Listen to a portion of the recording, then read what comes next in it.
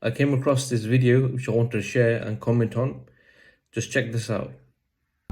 I certainly believe in separation between religion and state.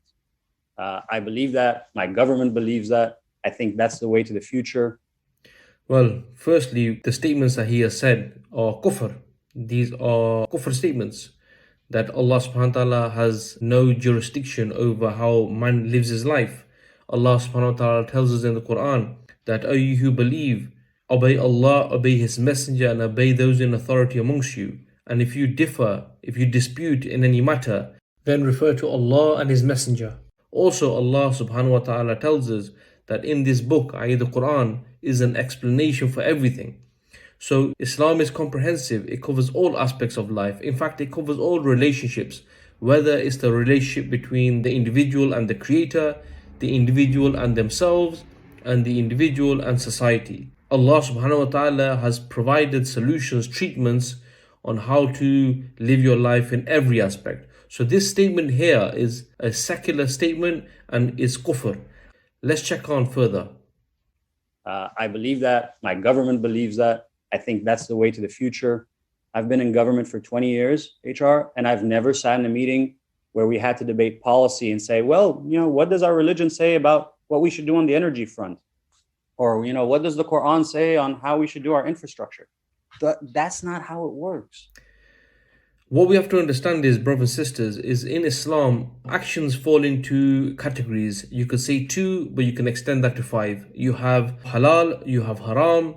Within the halal, you have those things which are fard, those things which are mandub, or recommended, those things which are mubah, you're allowed to do. And then you have those things which are makruh, disliked. So all actions fall into these categories.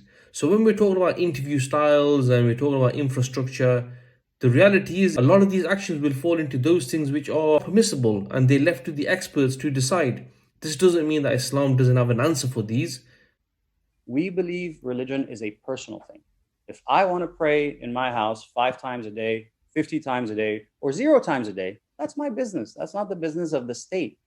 And to me, I think this is the biggest sort of fault line or point of contention that we have in a region is, do we want a more civil, forward-looking society, or do we want a more ideological, religious society?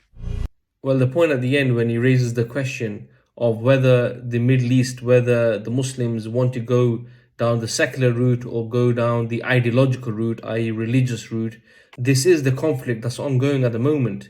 And this worries those whose interests are not served with the resumption of the Islamic way of life and Sharia being established on the earth, because this goes against their interests in the same way it went against the interests of the pagans of Arabia, the Quraysh, and many people who came later. However, what frightens these people is that there is a connection that Muslims have with Islam, and that even though Muslims might not be practicing and they might be far away from the deen, or there's just wars and conflict that have been created in their regions where, just filling their belly is the main priority. However, Muslims understand en masse that Islam is a way of life, systems of life, and this is something which is not just personal. This is something which governs all your life. And we even see that when there's an election in these countries, why is it that these leaders, sometimes the most secular leaders, have to play the Islamic card? Why? Because they understand that people now are looking to people who represent Islam in some way or form. Obviously, I'm not saying that their understanding is crystallized. However, we see that Muslims are inclining towards Islam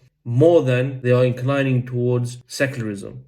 And in regards to people who want to pray 50 times, 2 times, or not pray at all, look, the point is, again, this guy is trying to belittle Islam here, and he actually doesn't know what he's talking about. In the Islamic State, what happens in your home is private. If somebody doesn't pray in their house, then he's correct. The state wouldn't interfere in that. However, all societal issues, all those things that happen in society would be governed by the state, would be governed by Sharia, and this is what he's trying to conceal and muddy the waters. May Allah subhanahu wa ta'ala protect the ummah from the filth of secularism, of liberalism, all of these isms. May Allah subhanahu wa ta'ala protect the ummah, and let's pray that soon we will see the resumption of the Islamic way of life, Allah subhanahu wa ta'ala's deen being established on the earth, which will bring justice, which will bring peace and prosperity not only for Muslims but the entire mankind.